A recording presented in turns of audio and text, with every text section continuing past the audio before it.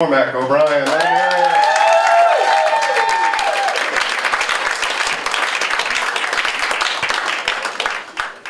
Oh, I know what you're wondering.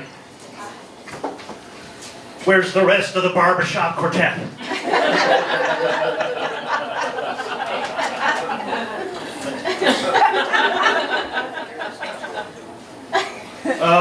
Yeah, my name is Cormac O'Brien, and no, I'm not a member of a barbershop quartet, but there are two fascinating facts you should know about me. Recently, I turned 50 years old. Thank you very much. The other is that when I sat down in the toilet this morning, my balls went right into the water.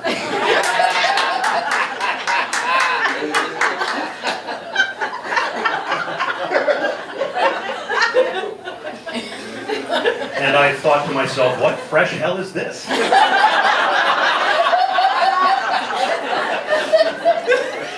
Real bolt from the blue, that one. Literally. You know, and I didn't see it coming, you know, because it had never occurred to me to Google middle age, gravity, and scrotum. So that's not on me, okay? And I whatever, I get it, you know, now. I've got, like, the hair from the top of my head has started moving to my ears. So now I shave those. And I have to, whatever, you know, but I never signed up for teabagging toilet water. That's not fucking okay. Jesus Christ, it's not all right that my junk has started resembling taffy that's been left out in the sun. No. Ah, boy. So I was driving around the other day and I saw one of those signs, baby on board. You know, we've all seen them. I couldn't help but wondering, all right, precisely who is this sign intended for? You know? Like, are they worried that if they don't put that sign up, I might be a madman who drives them off the road? You know, like here I am coming up behind the car, and I'm like, oh, I am so slamming into this car. Oh, baby on board. There's a moral conundrum. I mean, I'll drive everybody off the road, man. I'll drive pregnant women, toddlers. I don't give a shit. But a baby? That is one line I will not cross. Oh. All right, folks, you're off the hook, man. Drive safe, all right? Beep, beep. By the way, this is comedy sign language for driving. Right, this is how you know I'm behind a car, the wheel of the car.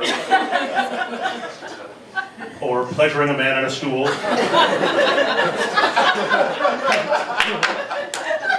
Working out for you?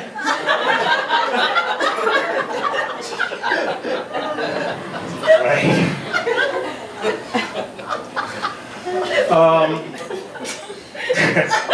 So I'm a father. No, it's true. I wouldn't lie about that. I wouldn't lie. Really. And it's a funny thing. Do we have any fathers here tonight? This guy's a father, I know. His name's John Weisenberger. All right. Funny thing about fatherhood, I don't know about you, John, but as soon as it happened to me, everybody came up to me and shook my hand and slapped me on the back and said, well done, man, congratulations. And I'm thinking, this is great, but let's have some perspective here, okay? All I did was fuck my wife. Think about it, right? I mean, this whole epic affair, that was my sole contribution to what is going on here with nurses and doctors. In fact, if I remember correctly, afterward I had a glass of bourbon and a cigarette. It's hard making life.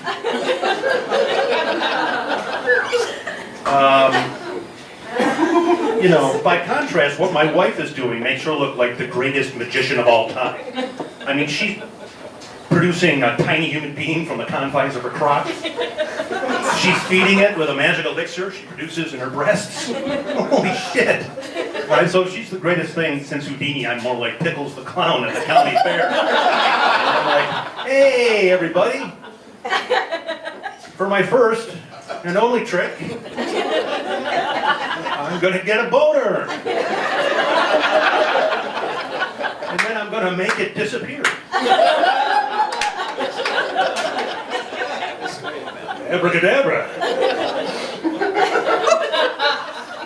If you missed that trick, I can do it again. 20 minutes. Stick around. Maybe go get some cotton candy. You know, and the thing about being a father that sucks these days, I think, is because I feel like I'm sending my daughter out. I'm sending her out in this shitty world. I mean, it's crazy out there. We've got the alt-right and neo-Nazis and traditional Nazis and misogynists and anti-Semites. Oh my God! It's like the zombie apocalypse, only instead of the undead coming after us, it's straight, white, male, paranoid assholes. And this really fucks me off, because I'm a straight white male and they're ruining the brand. I'm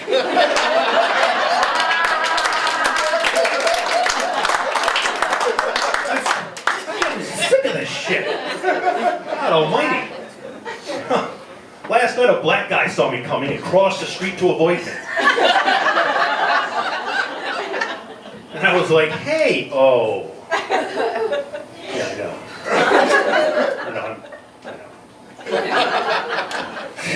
don't know. So, do we have any homophobes here tonight? Any haters in the house out there? Just as well, I guess. Those people confuse the hell out of me. Last night I was talking to a guy about a camping trip I had been on with a bunch of friends of mine, including my friend Ryan. And the guy stops me and he says, wait a minute, I know Ryan. Isn't he gay? And I said, as the ocean is deep. And he said, well, weren't you afraid he was going to fuck you up the ass?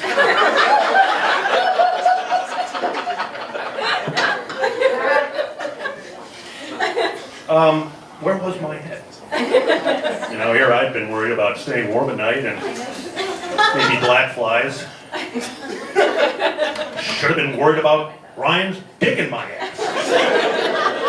I mean, what does this guy think exactly? You know, like, they're gay, so they have no impulse control. Everybody knows that. You know, they can't help themselves. It's like Tourette's syndrome for penises. Hell! You know, I've known Ryan for years, and it never once occurred to me to always keep him in front of me.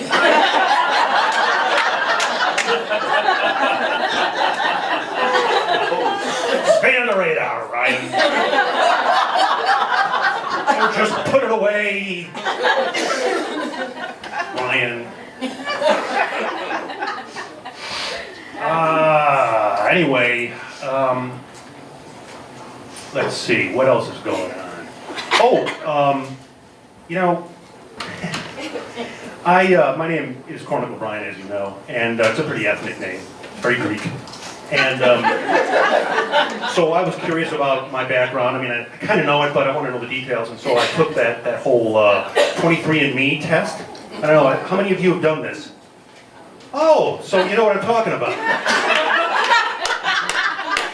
Anyway, I took the test, and the results come back of my genetic background, and man, these scientists at 23andMe, man, they really broke it down. Apparently, I'm white.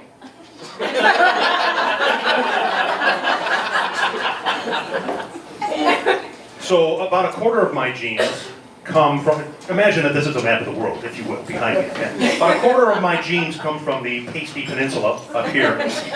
Another quarter come from over here in Blankistan. And then fully half of my genes come from this rugged swath of territory down here, known as the Mountains of Entitlement.